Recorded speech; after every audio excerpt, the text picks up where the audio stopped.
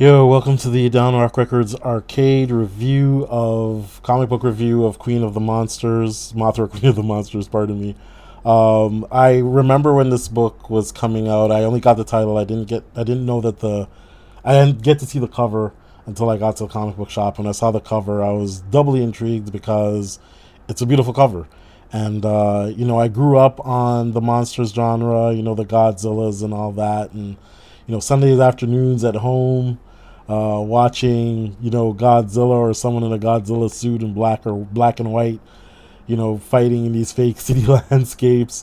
A lot like, I guess, like the Power Rangers, right? It's a kind of in the same vein, the same type of genre, entertaining the same type of people. I was like enthralled and captivated as a kid. I wasn't really paying attention to any story plots or anything like that. It was just the fight scenes, right? And I was a lot more entertained back in those days because I'm nowhere near being a fan of it today. I haven't seen any Godzilla movies of any type. It's just not my thing.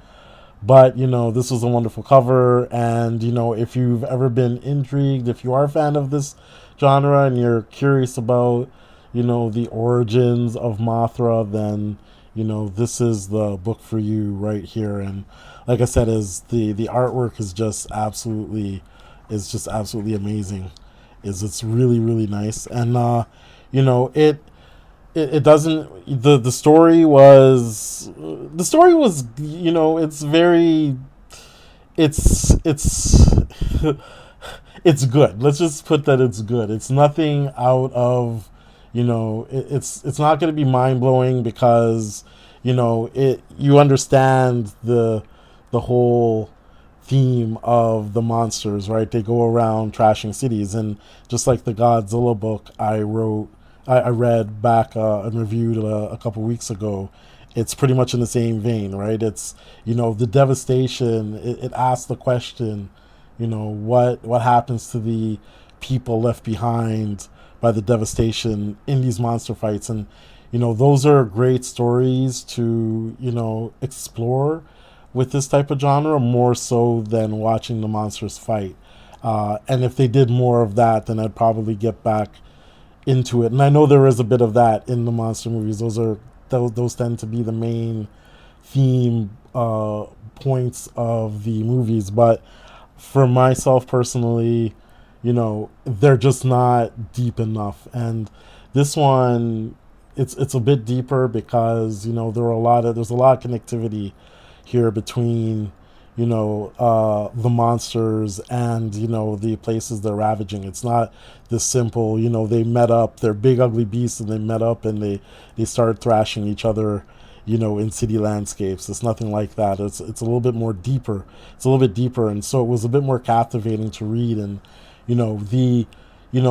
myself, I like a good fantasy narrative when it comes to these super monster types or superpowers or whatever, right? If there's a bit of a supernatural element to it, then it always drives me in, and there's definitely a bit of that to this story. So, it's a very intriguing story as far as the origins. Like I said, I'm not a big fan of Mothra or the monsters, but the origin, like the answer as to where Mothra comes from, is the thing driving this book. And you get thrown into that scope right away. Like, you're going to be able, the issues coming up, you're going to be able to explore more of that narrative.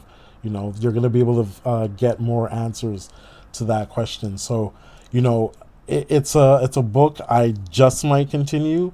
My thing is really just getting first issues and going from there, deciding whether I'm going to go with them or not. But this one looks like something I just might do. I might keep going on with because like I said, is even though I'm not enthralled by the characters anymore, I'm not necessarily into the genre anymore. If you can give me a good story as to their background and like go even further in depth, then I'm there. And this is definitely one of those titles where you're definitely going to be able to get more into that. So I would I'm gonna recommend it if you are, especially if like you're a fan of this genre, or you're a fan of sci-fi fantasy stuff. I'm gonna recommend it. And if you love really great artwork, because as you can see, the artwork is just great, right? So that always helps. And that it helps to read a great story when you're getting great art with it.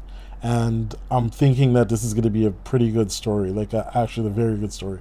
So I'm looking forward to catching up on more of this. Like I said, once again, I recommend it. Go check out, get information about this and more at the YouTube channel, and also at starcadelounge.com. There was a whole lot more than just comic books. There's gaming and a whole lot of other junk that you might be into. So until the next review, I'll catch you on the next. Y'all have a good life. Peace.